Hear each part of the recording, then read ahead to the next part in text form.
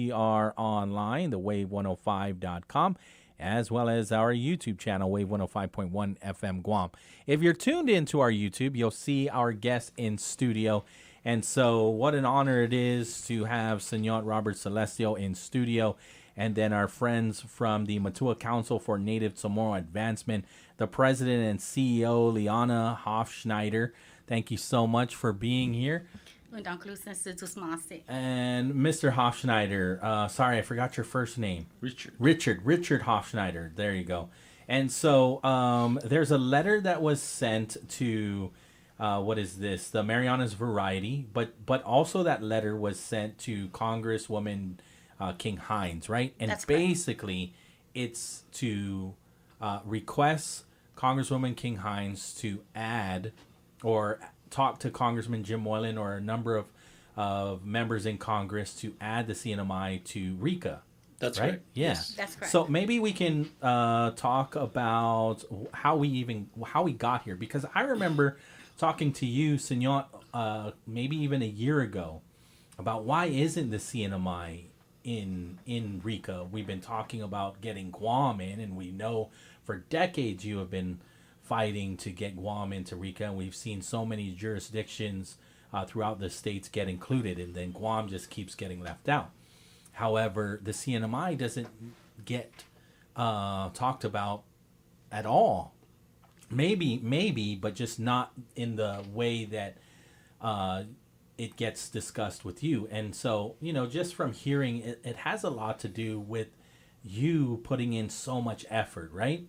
And so I was wondering if there's anybody from the CNMI that's making the same efforts. Actually, thank you for asking that. Yeah. We're actually very, I wanted to say, for lack of a better word, we're very disappointed because, this is not like a new thing. It's been happening for the past decade, with Guam's effort, to try to see if the CNMI, can be included. Okay. I know there was communication in the past, meaning within the last decade, but more importantly, just last February, this year, and communicated to our, Congresswoman King Hines. Unfortunately, she hasn't responded, and why she hasn't responded, it boggles me. So. We had to take a step forward, and why we're here today, by the grace of God, why we're here today, because I always say it always happens in a destiny, and even you, I didn't know I was going to see you. What a small world, right? We were just together at the PTC festival. Yes, and watching young Richard Hofshneider on the stage. Yes, cool. Yes, such an honor. You don't even see. I haven't seen him in a while performing, but it's such an honor. But thank you for having us, and I'm very grateful for Mr. Celestio's help, and I'm also equally grateful for having the audience today with Delegate Moylan to try and help us. So I know from our discussions today that they're trying to contact the office just even before we were there. Okay. So why Delegate King Hines hasn't responded, I'm also waiting to hear from her. I've communicated with her office. In fact, just before we came, I called again, asked the staff whether they forwarded those communication and the documents, the proposed legislations, now before, the office of Delegate Moylan. And simply put, all she needed to do is just, with all due respect, pick up the phone and call her colleague, Delegate Moylan, so they can work on this. Because they've been doing this, and Mr. Celestio, through many Congress women and men. Yes, right? I'm aware. And but so this is not a new thing for the CNMI. Back in the 14th legislature, Senator Paul and 3 other senators from Rhoda, representing Rhoda, they introduced a Senate joint resolution, or Senate resolution. And I had also contacted Senator Paul right before we came to tell him to reintroduce it, and I've also communicated with the governors, sent messages to the governor's special assistant, to alert the governor and to pass this. So we have to get why the CNMI is not talking about this. I'm actually very disappointed because as you know, cancer is it's the second highest cancer death in the CNMI. My husband here is 5 cancer in the last 22 years. and 4 stage 4 and 1 stage 2. In fact, he's going through the cancer right now. We're heading to Honolulu for that. So, and Delegate Hines is from Tinian. And, we were talking earlier about the Manhattan Project. The Manhattan Project was loaded in Tinian, and there's a lot of movement right there in the North Field, with the military. Well, it's also no secret just because of the evidence that you were able to discover through all of your initiatives, right? Absolutely. Finding the evidence that there is radiation in Guam. And so that's already been documented. So it makes sense. We're just miles away. The CNMI is just miles away. How could the fallout, the nuclear fallout, skip the CNMI and only make it into Guam? Yeah, and Rhoda being one of the closer to Guam, and there's a lot of folks with all due respect, a lot of folks also have passed away in Rhoda. So I'm also urging, hopefully with this effort by the Matua Council taking the lead, to urge the senator's support. I mean the Congresswoman. Hines King Hines to please get up and write her letter and join Delegate Moylan and ask members of Congress for support, because at this point we all know it's not a secret. The Republican administration is handling. She's a Republican candidate. I wanted to put that in there and out there in the public. Well, you frame it almost the same way that Robert Celestio does too, in so many ways. In your letter, you say, as you are aware, like you had just shared, cancer is the second leading cause of death in the CNMI. A major health crisis, as the nature of cancer mortality in the CNMI presents unique challenges due to late-stage diagnosis, often caught so late that patients are left to only palliative care? Palliative care, just, to wait until they're... Okay, understood. Some of these challenges are attributed to lack of access to quality care, specialists, and healthcare facilities requiring patients to travel off islands such as Guam, Honolulu, and the continental United States. Adding injury to these challenges faced by cancer patients is the financial burden placed on them and their families. This financial burden includes the CNMI's only public healthcare institution, the Commonwealth Healthcare Corporation, in providing the needed care because of late-stage diagnosis. It's interesting because a lot of us here in Guam don't realize the challenges that our brothers and sisters are facing in the CNMI, because we live in our own little aquarium, right? And we're saying, how many times do we have to do a medical fundraiser to leave Guam to go to Hawaii or go to the Philippines, right? Or California. Yes.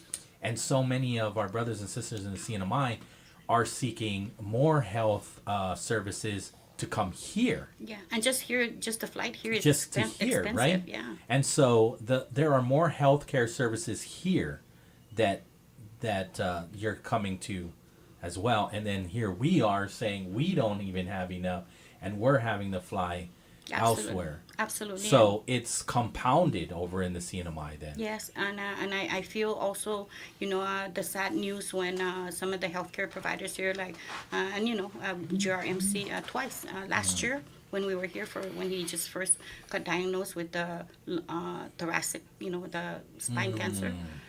And this year, just April 28th, they told him May 6th, I think, one of those, that he has to go off island because they don't have the equipment or to look at what's going on with his bone cancer. So we're flying here, but like you're right, we also they're also saying they don't have the enough equipment or even more specialists to access. So it's the more reason why that we're asking our leaders to come up and voice themselves, and the community we have to ask the community to put our leaders accountable, because it's very hard on the family like ourselves. Right. Like we're here in Guam, but it's not cheap. We have to pay, and and now we're heading out to Hawaii. Did you have to get consulted here first before you could get approved to go to Hawaii?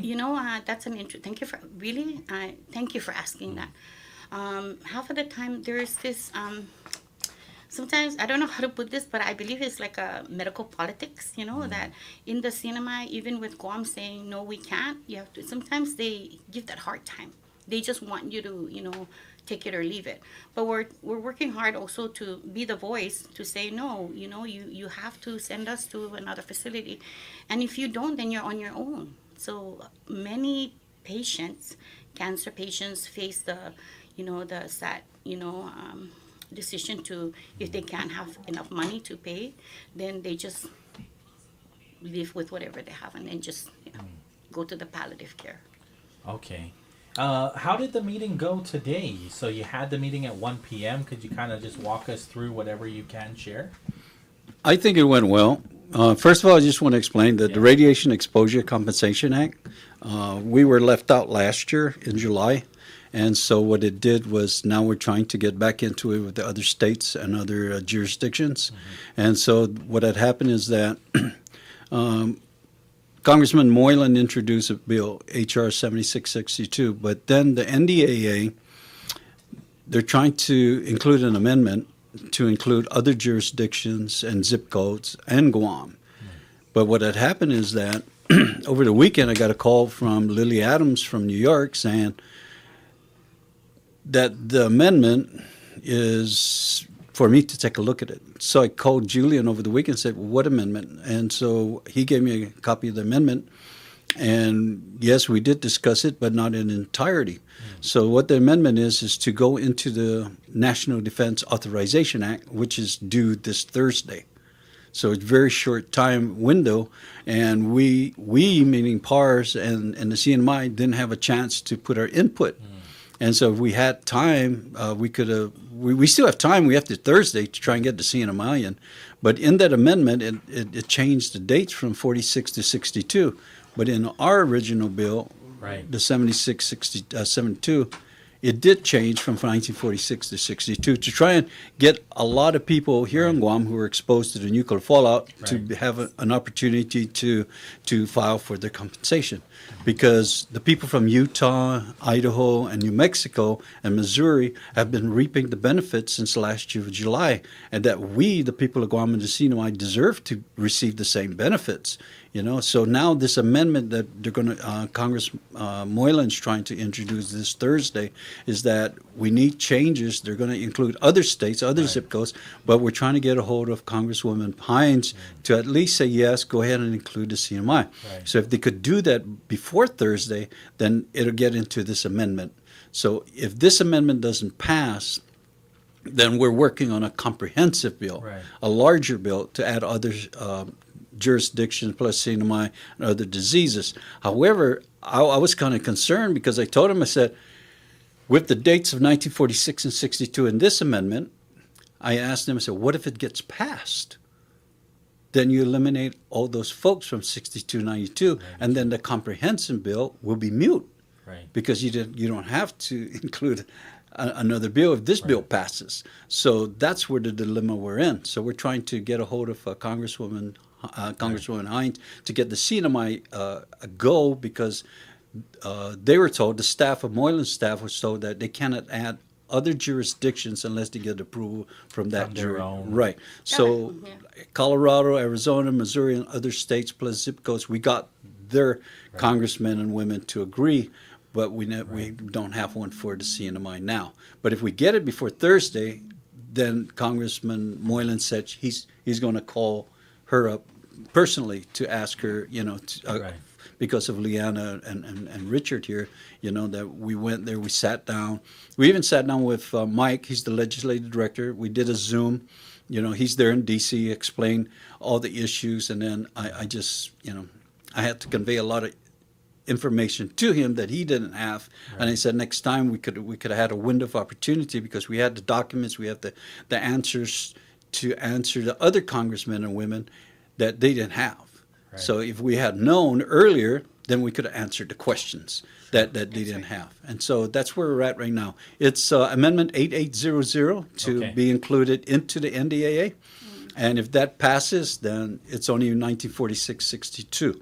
So, but if it doesn't pass, then we're working on a comprehensive bill that we will hopefully include to 1992 and the CNMI. So there's a little negotiation, but it's dangerous. To me, it's dangerous, because if they pass this amendment, the CNMI, so if they pass this amendment AA0 without changing the dates and without the CNMI, then everything ends.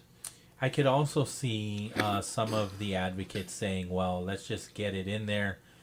This is a cost issue, and so we don't want it to fail, because if we add the years, Yes. 62, that's another 30 years. How many more people get added in there? That's just more money that they have to add to the NDAA.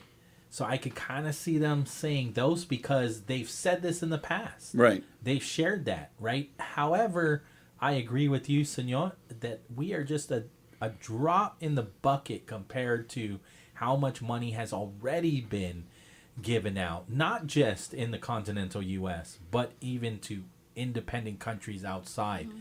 And again, I mean, that's why it's so important to tell the story that we are Americans and we have suffered long enough. And I explained to Mike, I said, look, if you're going to defend our issue, then just tell them that last year when they did the big beautiful bill, mm-hmm. and they included all these states, they did extend ODOEP to 1990. Mm-hmm. You know, the uranium miners. I said, right. So what's the difference from the uranium miners and us? Right. ODOEP to 92, and we have the evidence that that why it should be extended 30 years, because right. cesium-137 and strontium-90 has a half-life of 30 years. So the people of Guam are still being exposed right. to these nuclear nuclides, and that is one of the evidence that we have. Right. And it's not us saying it, it's the National Academy of Science saying right. it. And so if you go and defend our stance, then don't be afraid. You know, if one of the congressmen or senators, and that's how come we were successful last year and for the past 16 years in the Senate, is because we had the evidence, we were able to explain to the Senate, right. but then when it came down to it, they took us out, and I hate to say it, but we didn't have a defense in the House. And so now we're hoping and praying that this time it'll get passed. But I'm afraid that if it gets passed, there's a lot of things that's going to be missing. Yeah, and I think, going back to, full circle, with that last one where they included Guam, I think, if the CNMI, Delegate Hines would have responded in February or even prior to that, we would have been in that 7672 resolution. But we're not, so, and it would have been, now the conversation would only be the years, so that's the dilemma right now, double whammy for us, because we're pushing every angle for the additional years, and for it to include the CNMI. It's frustrating also to know that we made it through the Senate where we have no representation, and in Congress is where we are struggling, right? And we do have representation, absolutely, right? I mean, obviously we don't have a voting representative, but we still have a representative. And so, I mean, not only do our delegates need to do a lot of the heavy lifting to tell our stories, but I mean, they do need to lean on people like yourselves that are doing a lot of the community work, because you're getting the message out to the community. What we've done over the past year since we got excluded last year is we're working with the Union of Concerned Scientists and the other states that were excluded and right. the other zip codes. So what we've done is we've gone to their congressmen and they've, matter of fact, they even asked us that they'll support Moylan's bill. So that's where I think the strength is, that the other states are supporting our bill, where in the past it would just stand alone. Sure. So that's where we're at right now. And you're talking, a multitude of states and congressmen and women. And then in the Senate, we're strong also because they support us even to today. Mm-hmm. And so that's why I'm hoping that we could get the CNMI in, we get Guam in, we get the, I hope and pray we get the dates. Yeah. And it's very important, because I hate to kick out all these people from 62 to 92. Sure. It's very disappointing. We worked so hard. Mm-hmm. We got a bill in right now that does that. Mm-hmm. But then again, you put in an amendment that changes the dates. Mm-hmm. And if it gets passed, then everything is mute. It's dead. And then, at the end of the day, this is going to show, one strong Marianas. Mm-hmm. Because at the end of the day, we're all Marianas, right?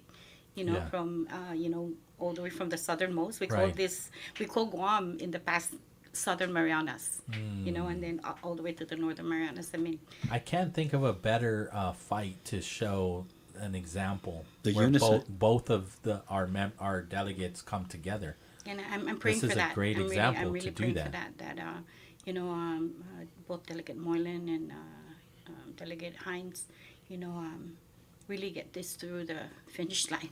We're right there. All of us are right there supporting them. I think it'll And the speak a lot in Congress, the unification, Right. the unity and the support for all the people. A lot of people have been suffering for many years. That's what I don't understand, is that I thought it would be over soon, but no. I mean, there was a reason why I believe that we weren't included last year. You always have to look at the bigger picture or a better picture, even though it was kind of frustrating that we were taken out. But look now, we have an opportunity to include the CNMI. We have an opportunity to change the dates, and even extend it further for our Right. people. I mean, it's a way to right the wrong. Yes, absolutely. You're right. Yeah. And we're right now we're a hot item because of the deep sea conversation. The movement with the conflicts in the region. Right. And so I believe this is they say the perfect tide to Right. ride on. Right. Do you mind staying a little bit longer? I Sure. just have a few Yes, more no. questions, or just basically want to continue this conversation if you don't mind. No, that'd be great. Okay. 4:34 in the afternoon. We do have to take this break. And do you want me to just get right into it? Yeah? All right. Let's take out my handy dandy glimpses of Guam traffic app here. Let's see how we can help you all move forward. 4:34 in the afternoon. Helping you move forward on this Monday afternoon is Guam Auto Spot. I don't see too many issues just yet, right? I mean, most of us are not getting off until about 5 p.m. Minor delays at the major intersections on 1, and then, of course, the tri-intersection. Over where 4 and 10 meet, also minor delays there. Most of 4 is looking nice and easy for you. 10 is extremely easy. Should be smooth sailing from Route 4 all the way over to the tri-intersection. Once again, helping you move forward on this Monday. That's Guam Auto Spot.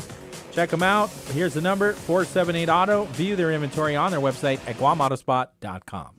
Celebrating America's 250th birthday.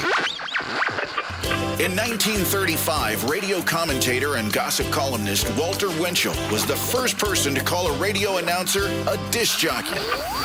In those early days, DJs simply introduced records and read station IDs. But then pioneers like Al Jarvis developed personalities. With the birth of rock and roll, DJs became even more important. We got to close it out. That's it for the Wolfman Jack show for tonight. Legends were born like Alan Freed, Dick Clark, Wolfman Jack, and Casey Kasem. I'm Casey Kasem. Keep your feet on the ground and keep reaching for the stars. Rick Dees and the weekly top 40. The DJs became as famous as the recording artists they played, and millions of Americans grew up listening to Cousin Brucey, Murray the K, Rick Dees, Howard Stern, and Delilah. My name is Erica, and my son Kason is a patient at Shriners Children. My oldest called me and said Kason got burnt. The trauma doctor came in and said he needs to go to Shriners. His injury was a big injury, and I think a testament to the care that we provide. He's fully functional. He's riding his dirt bike, doing all of the things that you would want him to do. We're just so thankful that Kason is still here. Go online right now to loveshriners.org. Real talent is defined by what people can do, not where they learn to do it. So by stopping at the education section of a resume, you might throw away the perfect hire. Skills First Hiring helps you see talent others miss, like more than 70 million stars, skilled through alternative routes. Let their story unfold and gain a competitive advantage, because hiring managers who start with skills are 60% more likely to find a successful hire. Hire skills first. Learn why at tearthepaperceiling.org. Brought to you by Opportunity at Work and the Ad Council. We are all for first-time guests and longtime friends. All for First Light and Starlight. For road trips and trail runs. All for mountaintops and monuments. River bends and battlefields. We're all for showing up and giving back. To protect, to preserve, to pass it on. All parks depend on us, and we're all for parks. Join us at nationalparks.org/allforparks. The road to Adelup continues. This time, we sit down with Republican candidates. Vice Speaker Tony Atta and E.J. Calvo. Catch the full conversation that took place on May 5th on the Wave 105's YouTube channel. Stay informed and hear their vision for Guam's future. Wave 105 is a glimpse of Guam radio station.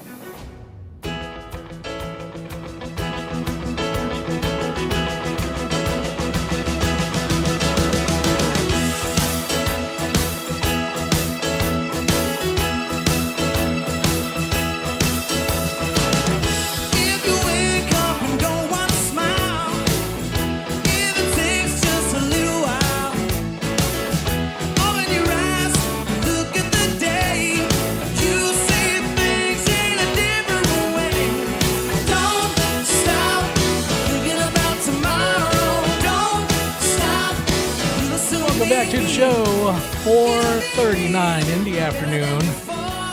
This is the Brightside right here on Wave 105. Standing by, the host, Mr. Paulie Suba. Welcome back. Thank you so much for hanging out with us here on Wave 105. With us again, Senor Robert Celestial, the president of the Pacific Association of Radiation Survivors. Also, Mr. Richard Hofschneider and Miss Liana Hofshneider, who is the president and CEO of Matua Council for Native Chamorro Advancement, who also has met, I just found out, Jason Momoa.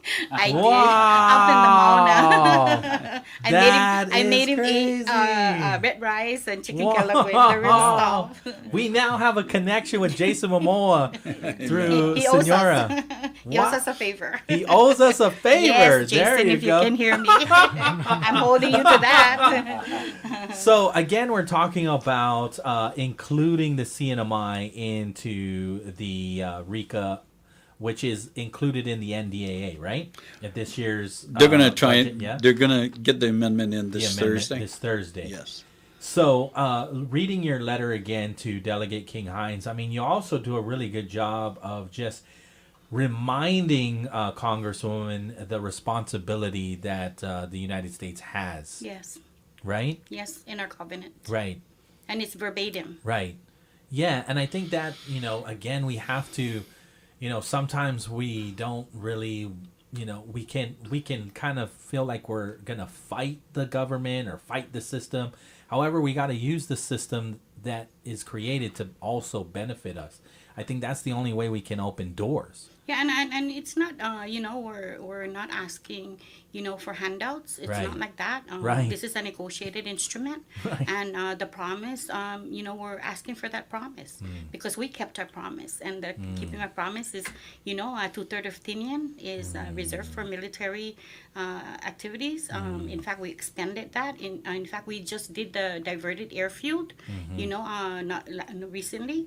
And then on top of that, they're still bombing, one of our, islands, Noos, which is our ancestral island, which is called FDM, for people that don't know, Farallon. And so, we're part of this. We're not saying, we're not trying to ask for a handout. That's not. We're just trying to say we have to be at this table and, and I know that in their language, in the House of Congress language, there's a, there that says they have to be sympathetic, verbatim, to our cause. And this is one of them.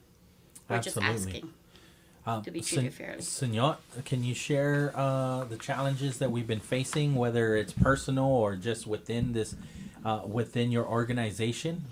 Yeah, Paulie, Sister Masi, thanks. Nice to see you again. Yes. It's a destiny. Right. Just I want to give credit to Mr. Robert here.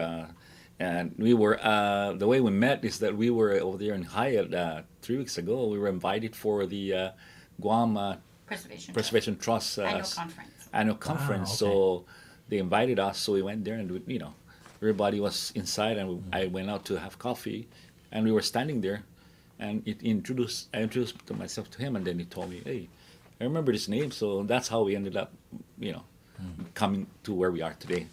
So anyway, the agreement by the United States government under the covenant in 1976, my uncle, my dad's younger brother, which I spent a lot of time with him before he passed away. He's the one of the negotiators from Tinian, and his uncle too from Guam, from Rhoda, Benjamin Taiskan Manglonia. He negotiated, and my dad's brother. I'm sorry, my dad's. Oh yeah, his dad's younger brother, Sablan. he just passed away last 2 years ago. He's part of the negotiating team to form this covenant to become a U.S. Commonwealth. And there's a provision there in the Section 701. There's 4 provisions, and there's promises to improve the standard of living, progressively higher standard of living of our islands. And you cannot have a good standard if your community is sick. And cancer is not. It's not. They came to us. This thing. It's not like we created it. And this downwind. I've heard of it during many years when I was in high school, and I witnessed the covenant negotiation. I was in junior high school, and I see those ambassadors come to Tinian, and it's ironic because I grew up where the Manhattan Project was situated in the north, the atomic bomb, and we used to go up there, camping, hunting. It's freedom, and we eat a lot of azuzu, coconut crab, and that's our we're growing up as young men. And then now it's different because now they're exercising the option in the 100-year lease. So the Manhattan Project has directly affected the people of Tinian, and that's where Kimberly King Hines grew up. She was born in Saipan. All of us were born, in Saipan, and we grew up in Tinian. Sure. So I asked Kimberly King, the Congresswoman, to please, this is an urgent thing for the people of Tinian, especially because there's never been an independent study about what really is going on in Tinian. Not only the downwind, that's a separate, which important issue because everyone is affected. Sure. Because from here to Rhoda, it's only 50 miles. From here to Saipan, it's only 120 miles, 150 miles. And the downwind is, it's a lot of atomic bombs and hydrogen bomb were exploded, and we didn't know that, right? And thank God for Mr. Robert here. I remember I read his article many years ago, and then we met. So this is it's an urgent thing because we're dealing with 400 some members of the House of Representatives in the United States Congress, and 100 U.S. senators, and we said earlier, a unified 2 delegates coming together, that would be awesome. On Marianas we fight on this, not necessarily fight, but we argue our position to seek justice to a lot of this, unforeseen negative effect from this nuclear age, and I told Congressman Moylan and others that we had the meeting. I said, my uncle, my father's dad died. My father's older brother, died of cancer. My mom died of cancer. My older brother, he's a little bit, maybe 4 years older. We used to go to University of Hawaii in many years, and he ran the Honolulu Marathon. Very healthy. He died of cancer. And then my younger brother, who I spent many years playing music, he's one of the best lead guitarists on the island. I cannot play with him. He's only 2 years older than me. He died of cancer. And there's many others that are being affected in Tinian. So not only in Tinian, but in Saipan and Rhoda. And, we've been, when we were there since last year and many years, we were staying in Saipan. My wife would say, "Hey, we got to go to church." What for? There's someone died, our friend or family like that. And when we go there, some of them are young. And so I asked, I'm very open. I said, "What did he die from?" And I said, "He died of cancer." And I said, I feel bad because people are dying of cancer, and a delay of access to quality health care is tantamount to international human rights injustice. By Japan, because they were there. And the United States that was there. We're not against what the political system is as we are today, but somebody has to be responsible for this healthcare disaster, and we need to clean it up. That's the main thing. If we push this through, when I'm saying we, that means the delegate, Kimberly King Hines and Congressman Moylan, if they push this forward with the extension to 1992, and put the CNMI inside, and only Kimberly King Hines can do that, but we can't. Sure. That would alleviate the hurdle. Right. Yeah, and also main thing is that I told Delegate Moylan, the bottom line here is we're trying to access the $1 trillion budget that will help us to access to go abroad, to access to quality immediately, quality healthcare facilities, specialists, and take care of all the the cancer travel and accommodation and so forth. So that's basically, and this is my fourth cancer. I mean, stage 4, over almost 22 years, stage 4, I got an nephrectomy from stage 4 cancer.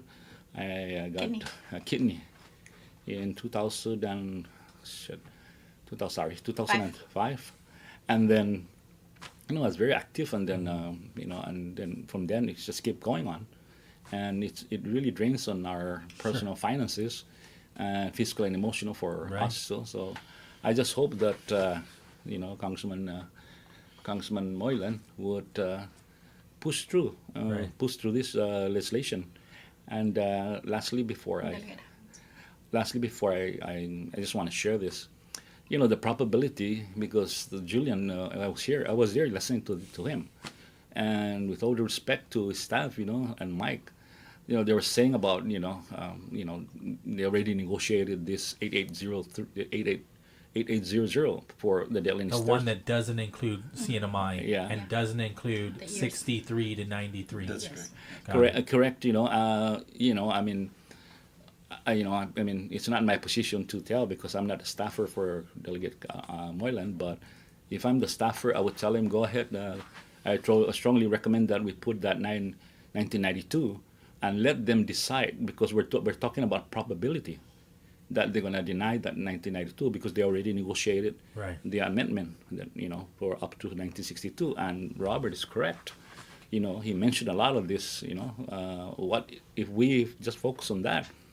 We're going to have a lot of problems in the coming years regarding our, passing this through. And if this passes through, it will alleviate a lot of the financial issues, not only the families that are cancer, but it will alleviate a lot of the CNMI government's, millions of dollars in addressing cancer issues as the second highest, cause of death, and Guam too. So. Well, already, I mean, when you look at other jurisdictions, like you had shared earlier, Senor, was that there are individuals that are already receiving care under RECA that go all the way to 1992. Well, 1990, the uranium miners. Right. They included it last year. It's nothing new. It's the fact that we have the evidence. Yeah. And all you have to do is present it to the evidence. Is that if a congressman or woman or a senator has a question, why do you want to extend it? Then you give them the evidence and you share it. Just like when Senator Hawley, he pushed for Missouri real hard when he went and watched the Oppenheimer movie. Right. And it was only a movie that got him, to fight for Missouri. Now, if it's only a movie that gave him the opportunity to say, oh, man, Missouri needs to go here, Idaho needs to go in, New Mexico and Guam. Right. I mean, we have the National Academy of Science saying that Guam and deserves to be in there. And not only that if the other jurisdictions that were close to, in the state that were included without any evidence, then the CNMI, is closer to us. And like you said, the radiation, the nuclear fallout don't go in a straight line. Right. It went, in a wide circle. And we have the evidence, we brought it to the National Academy of Science in 2004. We presented it before the scientific community, and they wrote a book, they wrote a report saying, yes, we were affected by the Pacific Proving Grounds. They detonated 67 nuclear weapons out there, and then, the fallout came here. And we even had evidence for Lieutenant Bert Schreiber, who was a lieutenant, and he was the chemical, biological, radiological officer here on Guam, who's detected that, his Geiger counters that detect radiation were going off the scale, but he was told not to say anything for many, many decades until I found him in Texas, and then he was declassified in 1994. So we have all the evidence. It's just now our congressmen and congresswomen to go before Congress and say, look, here's the evidence. This is, our people are suffering. Our people have died. We're no different than the citizens of Idaho, New Mexico, and Utah. We're no different than them. And the same cancers. And so if we're included, we deserve to be in there. We really deserve to be included in this program. In your letter, you're just asking at the end, please submit your letter of support to the Office of Honorable Delegate James C. Moylan and to the House Armed Services Committee on the amendment to the National Defense Authorization Act as soon as practical. and not later than Monday, June 15th. So that's today. Yes, and the reason why is because, if she has any question, then she can start the communication. Right. Today we found out, the end date, and we have to be considerate too, because she's, she's not new to this information. They've been providing her this information in the past.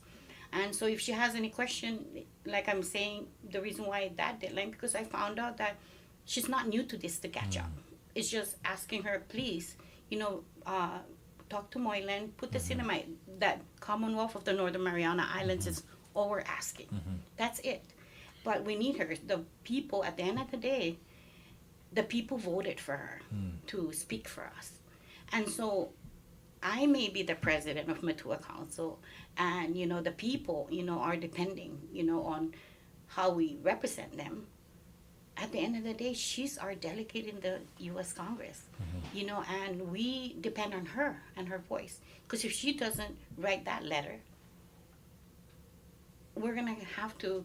Because Moylan can't do it himself. No, that's what you shared early on. Yeah. Moylan cannot say, please add. It has to be the representative of the jurisdiction. That's what they said. And, and it's sad. It's sad that we're the one pushing it, but it took, I think whatever her reasons are, this is the time she has to share that and act on it, because this is not gonna go away, she knows, like I said, a lot of people are suffering with cancer, and especially we're still recovering from Sinlaku, the super typhoon. I just want to mention about, before I forget, there's another strategy under the covenant with which we have been using it, and recently they've been using it for other issues. But she's correct. She contacted the governor, and hopefully that they'll respond right back, because currently they're under the 902 covenant negotiation.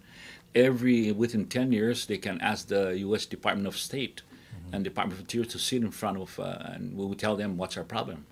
And I recommend strongly, as an advisor to this organization, to go in that approach to, put that on the 902 discussion, to go and work with Kimberly King Hines, and yes, that's just a recommendation that we should use that that's one important of them, provisions, the covenant. Yes, definitely. That should be like moving forward. Now we have like up until Thursday, the last day, to make sure that she has her support with this HR. So even if she doesn't send this letter today, she has up until right. When did this letter get sent to her? The other day. Okay. But there was a letter before that was sent already. Okay. So it's not like this letter that I'm reading that's on the Marianas Variety.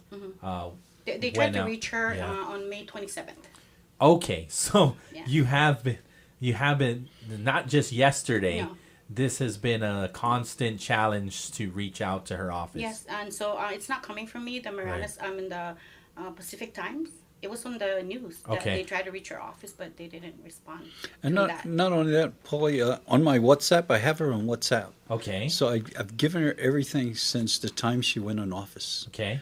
And I've any communications only directly? only once, and so she has everything from the day that I met them and all the bills. I asked her if she wanted to be in the original bill, the 762, and so there was no response. And then when I met them, I gave her all the information, waiting for a response. So out of respect for Liana and Richard, I've been holding back from reaching out to the congresswoman and have them reach out to the congresswoman, because right now. We're in good hands right now so far, with the delegate, but we really want the CNMI to be incled. What about Khalili Sablan? Well, have you communicated with him in the past? We have a lot of communication with him.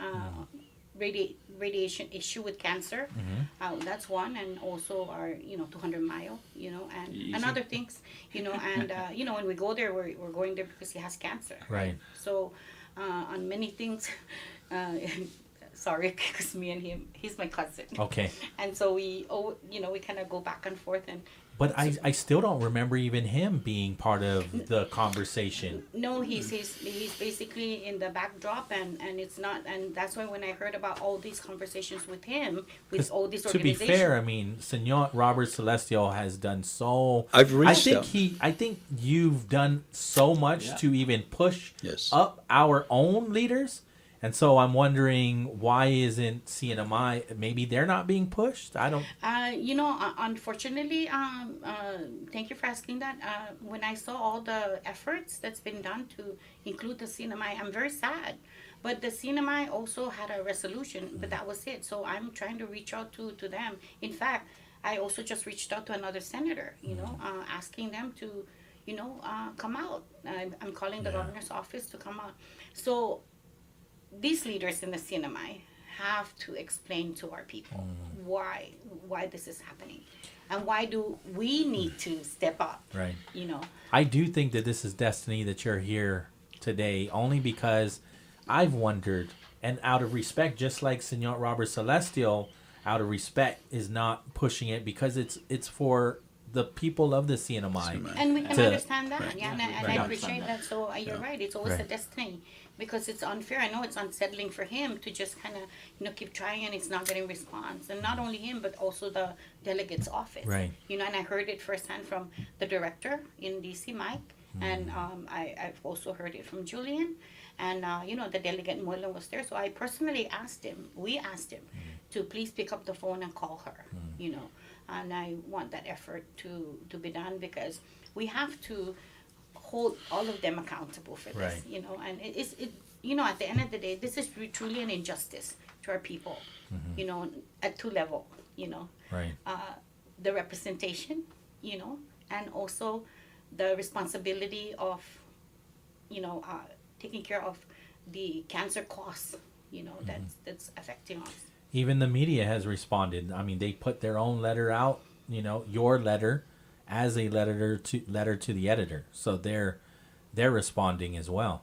Yes, correct. yeah. And on a very late time. I mean, I'm actually surprised. I was shocked. I didn't think he was going to come out today, but I'm very happy he did, because we're finding out all of this over the weekend. Just on a short note, I just want to share with Robert and you, Polly. In Tinian, if you grew up there, or you often go there, a lot of the main roads that goes around are all designed by the military during the Manhattan Project. Broadway. And they have Broadway, Broadway, 14th. They took Manhattan and put on top of Tinian, before the after the war. That's the address. And then the military came in and built the main harbor. That main harbor there was created in front of the settlement site of the Chief Magalai Taga, and there were like 18 pillars there, or 16, and now it's only like 8, because they say that a lot of the they bulldozed that and put it under the harbor to create. They created that just for the Indianapolis, to come to travel from San Francisco all the way here to in a secret mission to deliver it, and they used that, and then they used all the Manhattan, the roads, So when you go to Tinian, they say, "Hey, I'm going to where are you going? Broadway." So the Broadway straight from the San Francisco all the way to the north. Wow. So and then 46th Street, and sometimes I said, "Where's 46th Street?" Because I live in Saipan, and they say, "Oh, that one over there where you used your farm, in the middle of the island."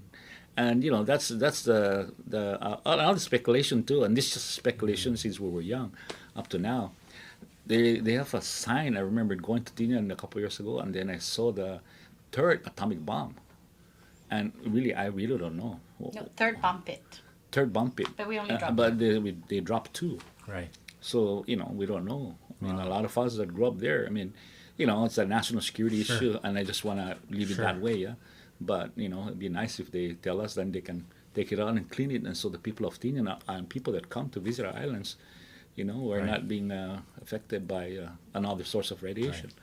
So there's a lot of things going on. Other than the main thing is the backdrop is the Manhattan projects directly linked to Tinian, and I hope that Delegate Kimberly King Hines would open the communication and move forward with this project, and talk to Delegate Moylan, and they push forward with this project and let them do their work, in the U.S. Congress. And I pray to God that it works.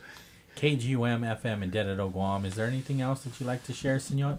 No, I just want to thank you and Liana and Richard, and hopefully and pray that we all go before Congress and get this done. It's for our people. Yeah. So. And safe travels to Hawaii. Yes, thank you. Yes. Thank you, Polly. When we leave, when I walk you out, I'll give you my phone number, and you can keep me updated on whether or not Congresswoman King Hines has responded, and so we can continue to share, because we should be linking up. You are our brothers and sisters.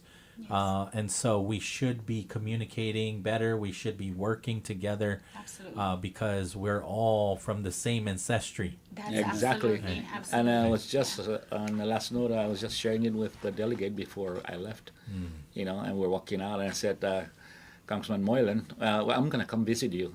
And I said, oh, yeah. So he just looked at me, right? I said, hey, we're Chamorros, right? We have to joke once in a while, right? And laugh, right? It's kind of like versus, relax, we have to enjoy. Right. Whatever we're doing every day, we have to enjoy. Right. Because we don't know tomorrow, right? Right. Yeah, so enjoy every day. So. Right. Especially with him with thigh cancer.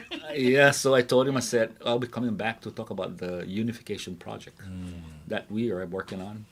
And of course, Liana, one of her critical issues that she's been working on for the past last year is, and many more years, is the 200-mile economic zone for the Northern Marianas. Oh, yes, and the please. critical minerals. And we can, I've in the future, I've been communicating with them. I'm not out in the like this. Okay. But I've been since many years actually.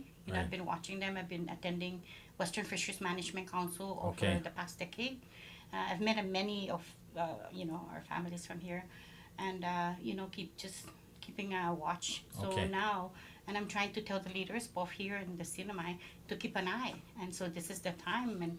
And they said, I said, no, I've, on behalf of Matua, I've submitted what we should be looking at. Yes. I just want to share, if you don't mind, just 1 minute. Paulie, when we're negotiating the covenant, I remember because, we go and listen, right? I speak Chamorro and they talk about it. And they come in and they say, oh, you cannot be independent or you cannot be free association, that's okay to talk about it because you don't have any resources. And I remembered I was in 9th grade, or 8th grade there. And, and then one of the people that were going here, the university, a couple of them came to Tinian to oppose the military lease land.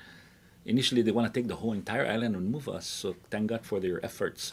And, eventually we had 1/3 for the people, the total of the Chamorro. So they told us that, the one helping us told us that there's manganese nodules. So I asked, what is manganese nodules, He said, we have a lot on the west side.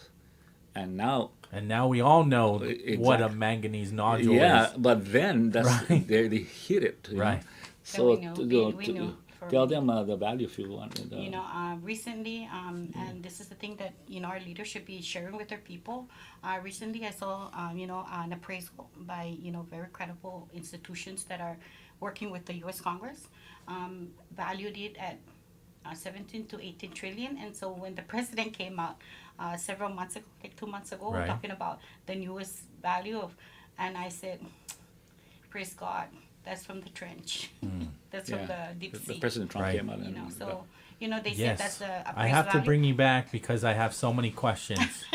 She's the one going to answer all those. Okay. Thank you so much. Well, thank you so much. Just Mossy Robert. Thanks to Mr. Robert here. Yes. All right.